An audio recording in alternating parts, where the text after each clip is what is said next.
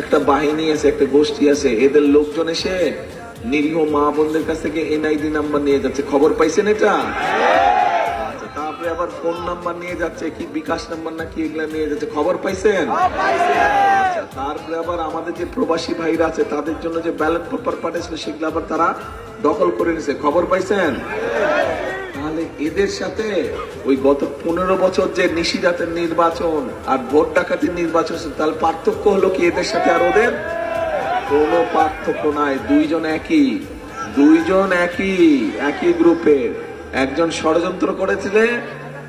ষড়যন্ত্র করে আপনাদের ভোট নিতে চায়, আরেকজন তো ডাকাতি করে আপনাদের ভোট নিয়ে গিয়েছে।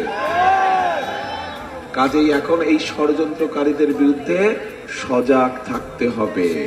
এই যে মা বোনদেরকে গিয়ে যে বিভ্রান্ত করছে, এর ব্যাপারে সজাগ থাকতে হবে। কি মা বোনরা সজাগ তো? আচ্ছা।